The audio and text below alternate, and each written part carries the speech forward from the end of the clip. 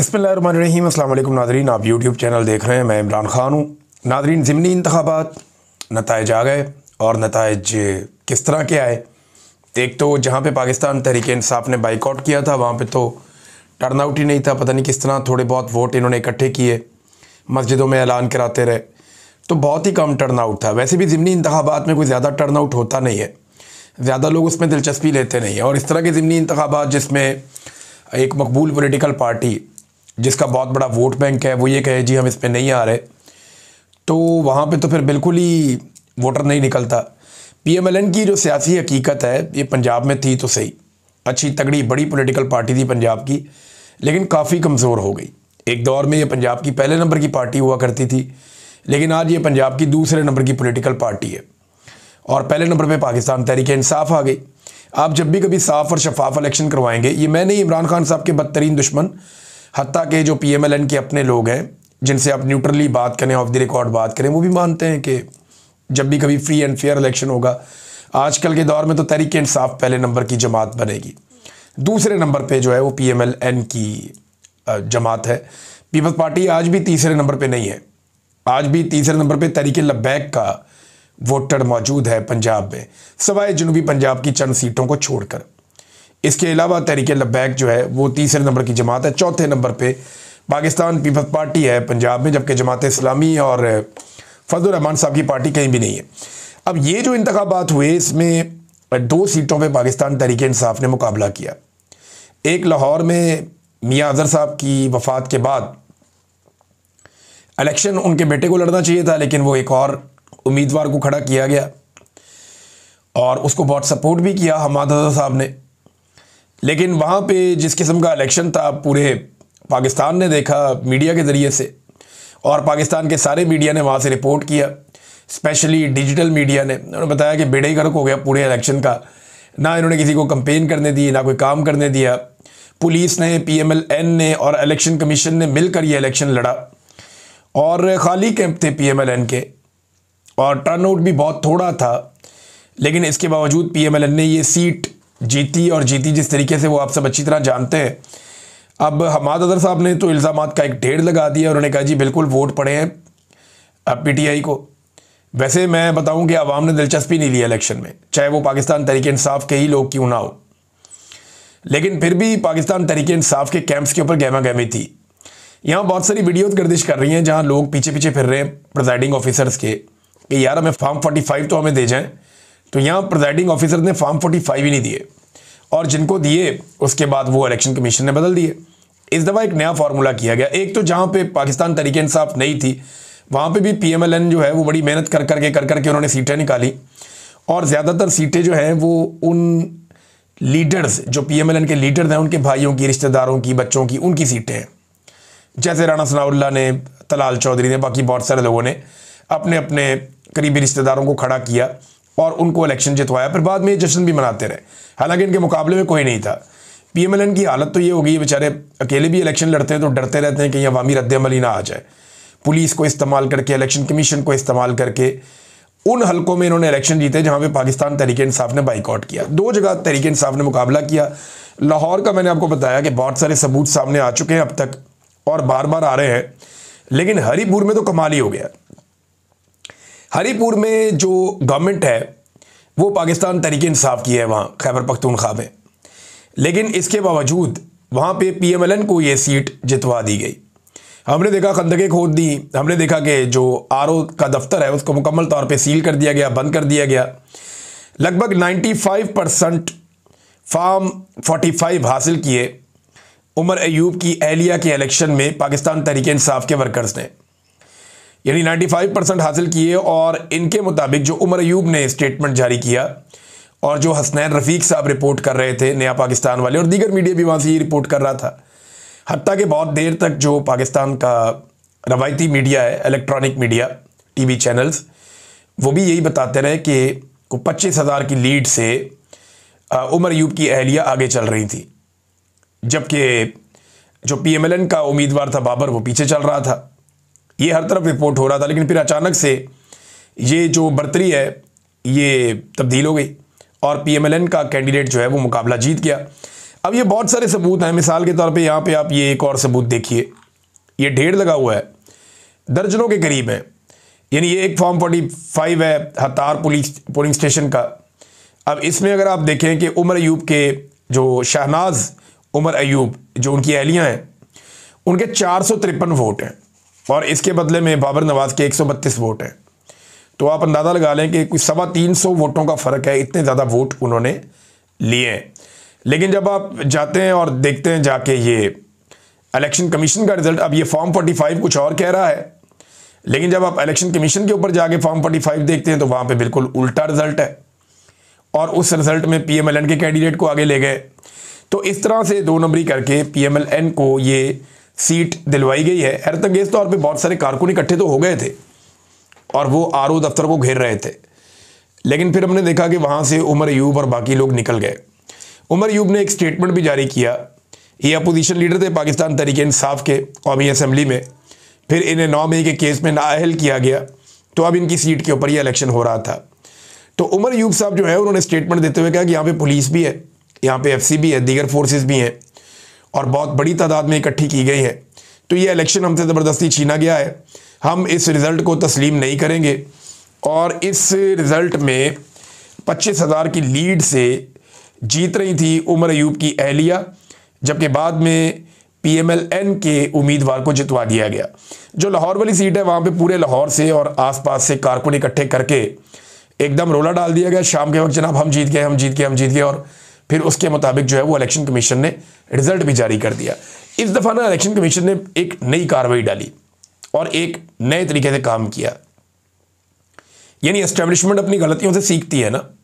वो ये देखते हैं कि माजी में उन्हें मार पड़ी फॉर्म 45 और फॉर्म 47 वाले गेम में और बहुत बदनामी हुई पूरी दुनिया में। अब उन्होंने एक और काम किया, उन्होंने कहा जी कि फॉर्म 45 पे कांटे लगाने की बजाय ना एक नया काम करते हैं, यहाँ बड़ी लान तान होती है।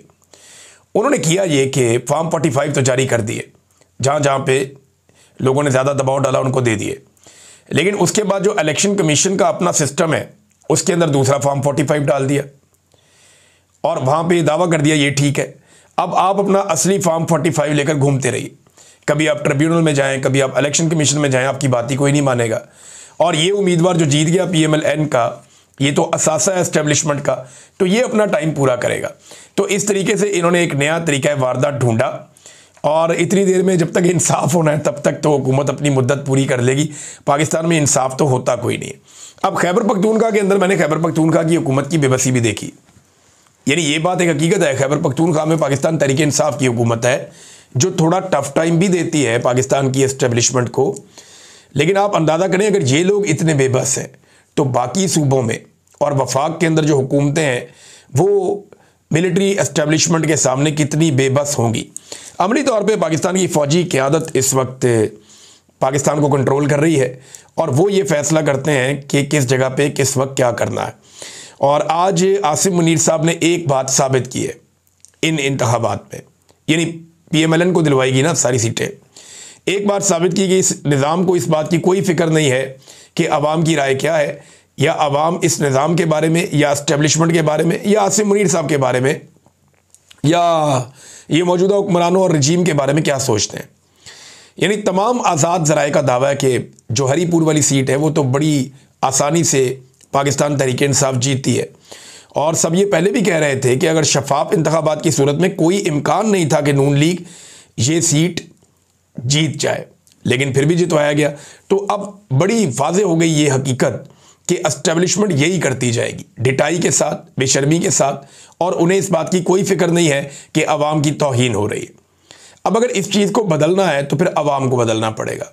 ये अब ऐसे नहीं बदलेगा, ना इसको अदालत ठीक करेगी, ना इसको पार्लियामान ठीक करेगी, ना इसको इंसानी हकूक़ की तंजीमें ठीक करेंगी, ना इसको अमेरिका ठीक करेगा, ना इसको IMF ठीक करेगा, ना ही इसको यूरोपीय यूनियन ठीक करेगा, ना ही इसको बरतानवी सफ़ीर ठीक करेगा।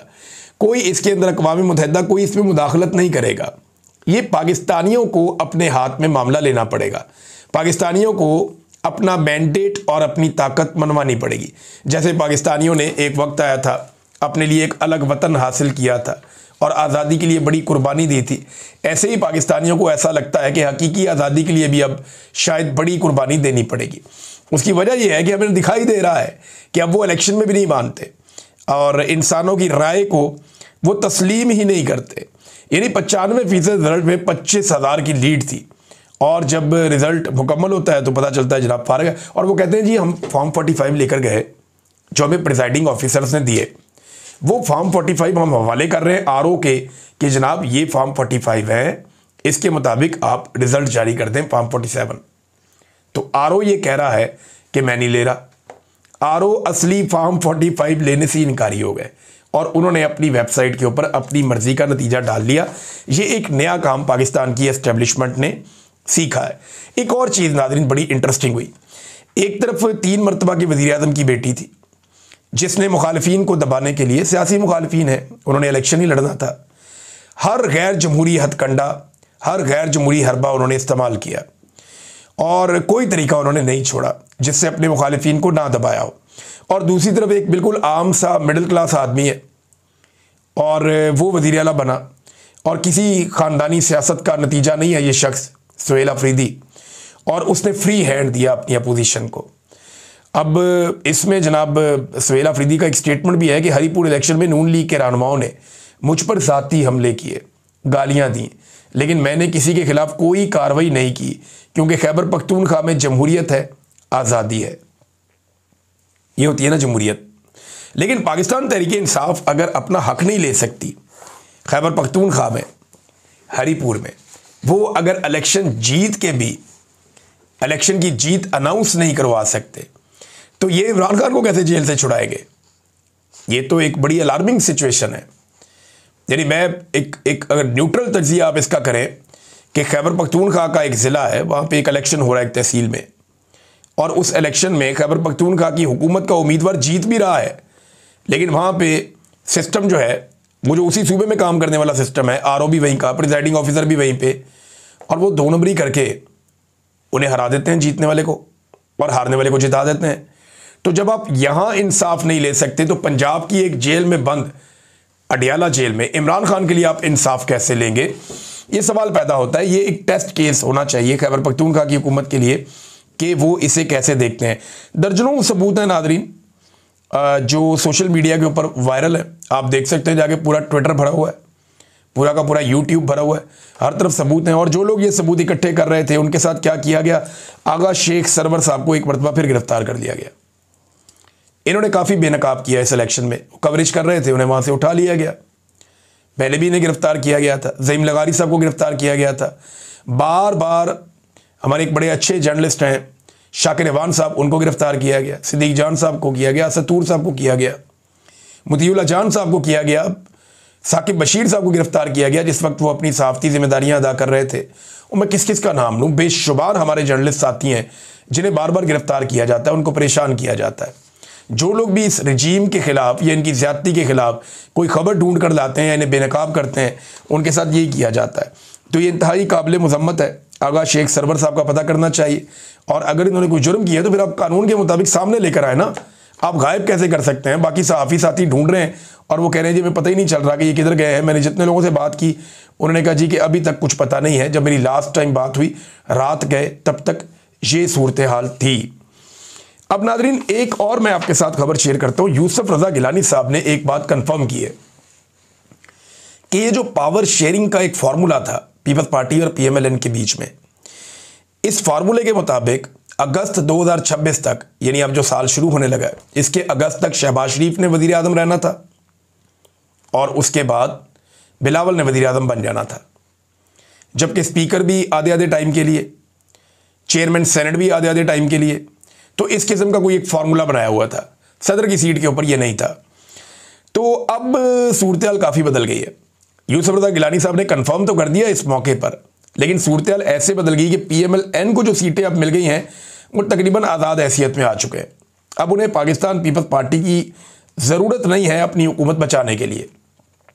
यानी अब सिचुएशन ये हो जाएगी कि किसी वक्त अगर पीपल्स पार्टी भी PMLN की हुकूमत को गिराना चाहेगी तो नहीं गिरा पाएगी। यानी आप अंदाज़ा करें 17 सीटों वालों को कहाँ तक पहुँचा दिया, मखसूस नशस्तों की माले गनीमत दे दी, बहुत सारे ज़िमनी इलेक्शन करवा दिए, बहुत सारी सीटें छीन कर PTI की उनकी झोली में डाल दी और करते कराते उनको कहाँ तक पहुँचा दिया। ये नादरीन पाकिस्तान की मिलिट्री एस्टेब्लिशमेंट ने पाकिस्तानियों के साथ ज़्यादती की है और ये जुल्म जो है वो तारीख के अंदर लिखा जाएगा। ये वक्त तो गुजर जाएगा लेकिन ये चीज़ें लोगों को याद रहेंगी। राजा परवेज़ अशरफ साहब ने नादरीन एक दावा किया है, दावा मैं आपके सामने रखता हूँ। वो ये कह रहे हैं कि जब सदर मुमलिकत आसिफ अली जरदारी साहब का टन्योर पूरा हो जाएगा ना तो उनका इस्तिस्ना ख़त्म हो जाएगा। देखें, ये वाला इस्तिस्ना तो सदर को हमेशा से था, तो फिर आईनी तरमीम की ज़रूरत क्या थी? सुप्रीम कमांडर फोर्सेस के तो सदर पाकिस्तान है ना, आसिफ अली जरदारी। अब बेशक फॉर्म 47 है लेकिन सदर तो है ना इस वक्त।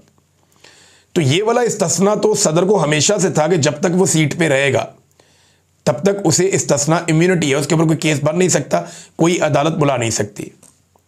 ये जो ताहयात वाला मामला, इसके ऊपर तनकीद हो रही थी, लेकिन यहां पे राजा परवेज़ अशरफ साहब इससे मुकर गए। तो फिर क्या फील्ड मार्शल अकेले बेनिफिशरी हैं इस मामले के? क्योंकि उनका ओहदा भी ताहयात है और जब तक वो फील्ड मार्शल के ओहदे पर हैं तब तक उनके साथ ये इस्तिस्ना चलेगा। और फील्ड मार्शल के ओहदे से हटाने के लिए कम से कम 2/3 अक्सरियत चाहिए होगी, और अगर 2/3 अक्सरियत आपके पास नहीं भी है, आप उनको हटाना चाहते हैं, तो जैसे सदर को मुआखजा करके या इम्पीचमेंट करके हटाया जाता है, वो तरीका है जिससे हटाया जाए। तो नाज़रीन, राजा परवेज़ अशरफ साहब का भी स्टेटमेंट आपके सामने रखा। एक और चीज़ आजकल बहुत डिस्कस हो रही है, चीज़ ये डिस्कस हो रही है कि खैबर पख्तूनख्वा में बहुत इल्ज़ाम लगाया जाता है कि बहुत सारी ऐसी फैक्ट्रियाँ हैं जहाँ पे नशा तैयार होता है, मंशियात का कारोबार होता है। ये आज से तो नहीं हो रहा, बलूचिस्तान में बहुत बड़े पैमाने पे होता है, खैबर पख्तूनख्वा के कबायली इलाकों में भी होता है। ये हकीकत है, इससे कोई भाग नहीं सकता। पहले ये सारा नशा जो है ये उगाया जाता था, तैयार किया जाता था अफ़गानिस्तान में। अफ़गानिस्तान में इसकी फैक्ट्रियाँ थीं और बिल्कुल पाकिस्तान और अफ़गानिस्तान के बॉर्डर के साथ साथ कुछ फैक्ट्रियाँ मुश्तरका तौर पर लगी हुई थीं और यहाँ पे दिन रात काम किया जाता था और पूरी दुनिया को नशा यहाँ से सप्लाई होता था। और बहुत पैसा एजेंसियों ने बनाया, जो CIA वगैरह भी यहाँ पे मौजूद रहे, जो अफ़गानिस्तान के लोग थे उन्होंने भी बहुत पैसा बनाया, बड़े जराइम पेशा लोगों ने बहुत पैसा बनाया। आज बलूचिस्तान में ये धंधा बहुत उरूज पे है, खैबर पख्तूनख्वा में भी है, लेकिन खैबर पख्तूनख्वा पे उंगली उठाई जाती है, बलूचिस्तान के बारे में कोई बात नहीं करता, इसलिए कि वहाँ पे मौजूदा रजीम की मर्ज़ी की हुकूमत बनी हुई है। और ये मंशियात जो है वो स्मगल कैसे होती है, किसकी मदद से होती है, ये सारी दुनिया जानती है। इन मंशियात के खेतों को कौन प्रोटेक्ट करता है, सब जानते हैं। यहाँ से कंटेनरों में भर के मंशियात जब ले जाई जाती है तो नाकों के ऊपर इनको क्यों नहीं रोका जाता, ये भी एक बड़ा सवाल है और हम सब इसका जवाब जानते हैं। तो मामला ये है कि अब मंशियात का कारोबार पाकिस्तान में बड़ा क्यों है, बड़ा सवाल तो ये है ना। तो ये बड़ा इसलिए है कि जब पहले भी तालिबान रजीम आया था अफ़गानिस्तान में मुल्ला उमर के दौर में, तो उन्होंने वहाँ पे तमाम जितने भी मंशियात के खेत थे पोस्ट के, उन सबको ज़ाया कर दिया था और उन्होंने ज़ीरो कर दिया था मंशियात की पैदावार को अफ़गानिस्तान में। उसके नतीजे में एक मंशियात की बड़ी शॉर्टेज हो गई थी दुनिया में और उसकी प्राइस बहुत बढ़ गई थी। इस मरतबा जब दोबारा तालिबान रजीम आया अफ़गानिस्तान में, आपको पसंद हो या ना हो, लेकिन हकीकत यह है कि उनके कंट्रोल में अफ़गानिस्तान, तो उन्होंने एक मरतबा फिर अपनी वही वाली पॉलिसी लगा दी। अब डिमांड तो ख़त्म नहीं हुई मंशियात की, तो फौरी तौर पे जो अफ़गानिस्तान के कई लोग हैं उन्होंने पाकिस्तान के मकामी कबायलियों के साथ मिलकर बलूचिस्तान में और कुछ खैबर पख्तूनख्वा के इलाकों में पोस्ट को काश्त करना शुरू कर दिया और यहाँ पे मंशियात का काम शुरू हो गया। चरस का, पोस्ट का, दीगर और आइस वगैरह का, ये सब वहाँ काम धंधा चलता है। मैंने इसके ऊपर बाकायदा वीडियोस बनाई हुई हैं, अभी मैं दिखा इसलिए नहीं सकता कि मैं किन किन इलाकों में गया, मैं वो शेयर नहीं करना चाहता, जगह नहीं बताना चाहता। वक्त आएगा बहुत सारे हक़ाइक़ मैं सामने रखूँगा, लेकिन ये सब कुछ इसलिए हो रहा है कि अफ़गानिस्तान में ये बंद हो गया और पाकिस्तान में ये जो हो रहा है, ये पाकिस्तान की एस्टेब्लिशमेंट इससे बेखबर नहीं है। वो जानते हैं क्या हो रहा है, कितना हो रहा है, कौन कौन कर रहा है और किस किस को हिस्सा जा रहा है, वो जानते हैं। एक हकीकत है, लेकिन इसमें आप सिर्फ एक सूबाई हुकूमत को कसूरवार ठहराएं, ये एक ज़्यादती है जो PMLN के लोग या ये सारे मिलकर करते हैं, क्योंकि ज़्यादा ये कारोबार धंधा बलूचिस्तान में हो रहा है। इसकी फैक्ट्रियाँ भी ज़्यादातर बलूचिस्तान के कुछ इलाकों में हैं। अब तक के लिए इतना ही, अपना ख्याल रखिएगा, अपने चैनल का भी। अल्लाह हाफ़िज़।